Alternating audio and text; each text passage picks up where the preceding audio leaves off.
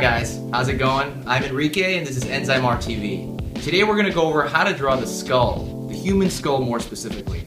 So the skull is a bony structure which supports the face and also forms a cavity to hold the brain in. I want to go over really quick on why I think it's important to learn how to draw the skull. The skull itself is the basis of portrait art. When I first learned to draw portraits, the first thing they taught me how to do is how to draw the skull. The reason for that is because the skull dictates where the features are going to be placed in the face. If you move forward through different cultural arts, all the way through now, through concept art, through tattoo art, through Halloween art, the skull, they don't just draw it because it's cool, but they draw it because it makes us who we are.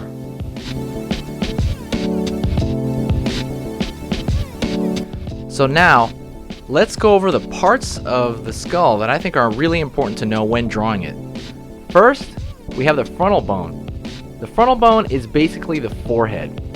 This is actually one of the strongest parts of your skull. The fact that you can do a headbutt with this part of your body means it's pretty thick. The orbit, or as some people like to call the orbital bone. This is made up of several different bones that encase and protect the eyeball. This is one of the most famous parts of any skull. Without this, there is no skull. This is the empty eye socket. The nasal bones. The nasal bones together create a triangular shape, forming the nasal cavity. Your nose is actually made up of cartilage attaching to bone.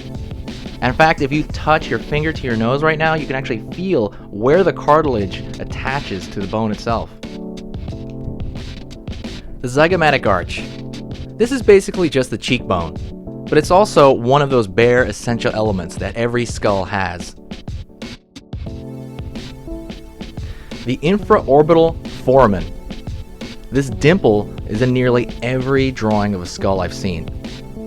It's below the eye socket and above the zygomatic arch. The maxilla. This is the upper jaw and is fused to the skull itself. The mandible. This is the lower part of the jaw. It moves on a hinge joint and is the only moving part of the skull. Some people like to draw the skull without the mandible attached. It gives it a different kind of look. From the side view, we have the parietal bone, which forms a large part of the skull. The mastoid process. This bump is a very clear landmark in side views of skull drawings. And we have the occipital bone, which forms the rest of the back of the skull.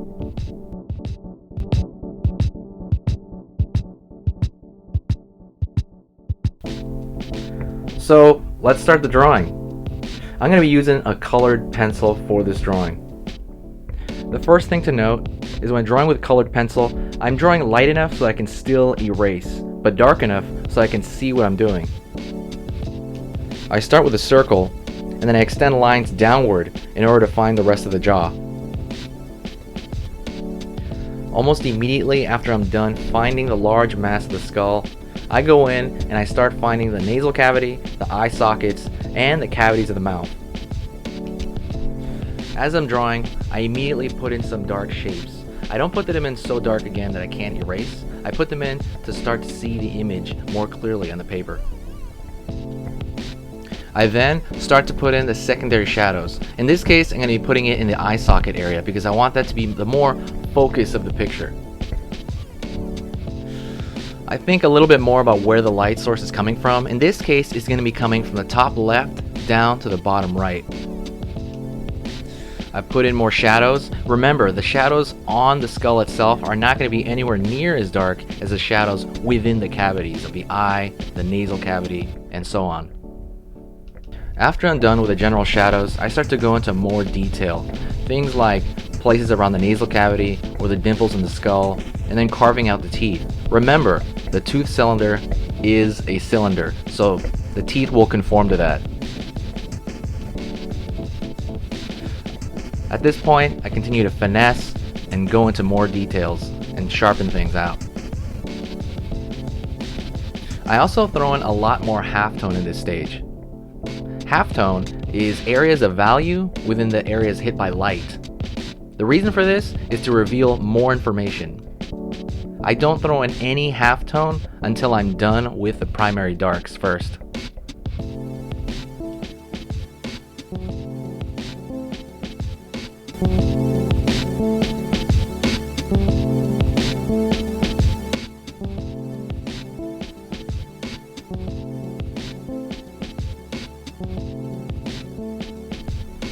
The cranial section is usually 2/3 of the entire skull in no matter what view you're in.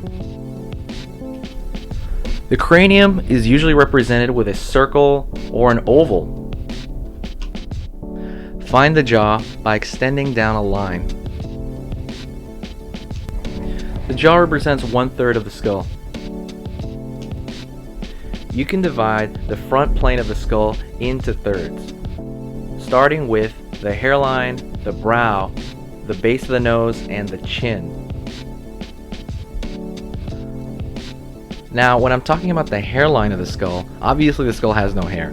What I'm talking about is where the front plane slowly turns into the top plane of the skull. Looking at the side view of the skull, you can divide the cranial mass into two to find where the back end of the jaw ends. One of the biggest and most common mistakes I've seen when people first start drawing the skull would be to make the back of the skull way too small, so really watch out for that. Here's one thing I want you to remember about the teeth. The teeth are placed on a cylinder. They call that the tooth cylinder because it rounds out around the face. That's our video. Thanks for watching. If you think we missed something, please mention it below in the comments. And if you liked our video, please share it on your favorite social network. Also, please subscribe. We're going to be updating every week. I'll talk to you guys later, and stay creative.